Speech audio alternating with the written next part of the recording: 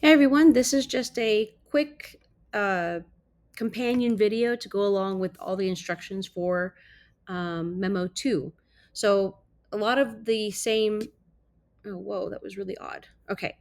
A lot of the same guidelines and rules and expectations as Memo 1 apply here, such as like formatting, required sections, the language use, the style use, things like that, technical, logistical things like how it's titled, how it's the subject line. Um, so I'm just going to go over specifically what to consider or what is different about Memo 2. So, by the time you've gotten to Memo 2, we will have talked about usability and how to, at a very, very high level, how usability tests are conducted by a UX researcher, by a user researcher, someone in that type of job role. So, this will require you to work with another person as your user, and you are going to conduct or facilitate a usability test. So, plan ahead to get with someone. Typically, the session with this other individual takes 30 minutes or less. Sometimes it may really even take like 15 or less. So, find someone where you can sit down with them in a setting together. You do need to be with them side by side. It's ideal to do it that way. If you absolutely can't, you can do it directly. Or, sorry, I guess all my software updated. Anyway, you can do this uh, virtually if you need to, but it is ideal to do it with someone just because there's little nuances that you may not catch virtually. So try to get with someone for 15 to 30 minutes. So you are going to choose that person, tell them to go to techcom.unt.edu.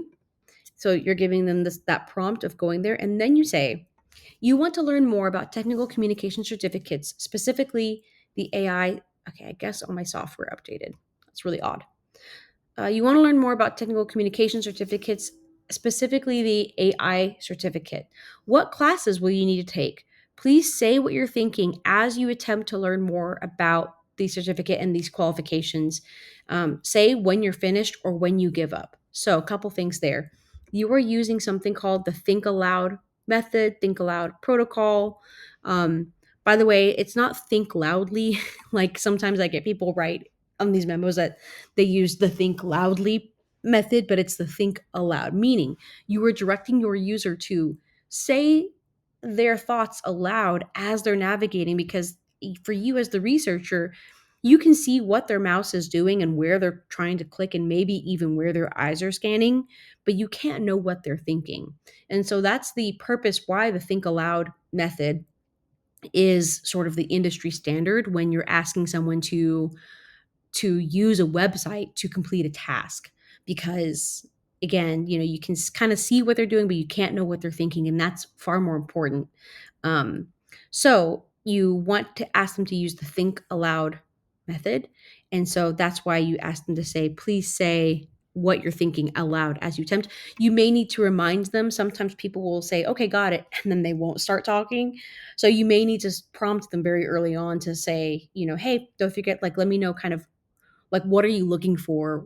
What is like making you hesitate?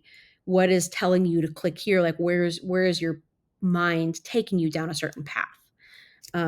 So note here is, even though you may know the answer to this question of, where, how many classes do you need for this certificate, or which classes, your job is not to help them in any way or to intervene. Your job is just to really observe, remind them to think out loud, take notes. Take notes of what first they clicked here, but then they realized that that was going down the wrong path, or I thought maybe they were going to go down this way, but they ended up doing this, and it ended up being just as effective. So really everything that you expect them to do and then what they actually do, those are the types of observations that you want to be capturing as this is happening. You can also, this is not mandatory, but there are 30 questions for a usability testing session.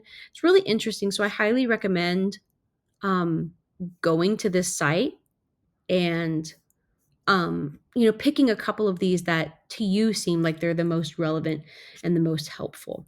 So it's really just a way for you to get some practice with this sort of interview style during a usability session.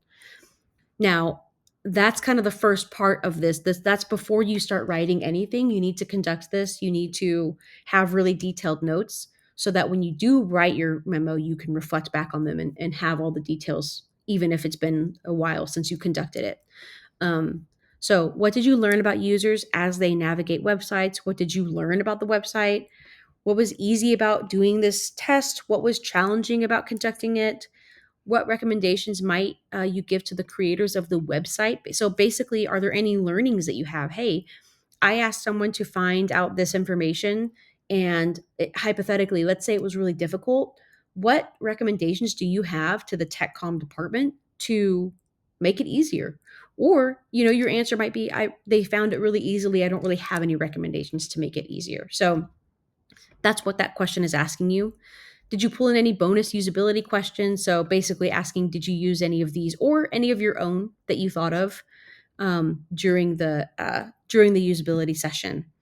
And so no other. There's really, as far as like the logistics for submitting it, that's all the same. Now again, just please be sure to not wait until the last minute, because not only all the same sort of risks that happen when you're submitting something online, but also because you do have this extra step for this memo of actually getting with somebody, either in person or virtually, and having to conduct the session with them.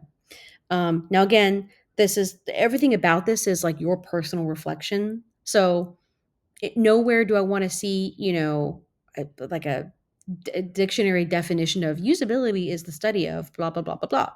I think it's fine to include some context for your reader, even though I'm your reader and the course is with me. But I think getting in the habit of providing context, saying, hey, like for the introduction, I wanted to assess the usability of this website because I want to be able to provide recommendations. Like I think providing context in that intro is still required, but really this is not about any sort of terminology definitions or anything like that.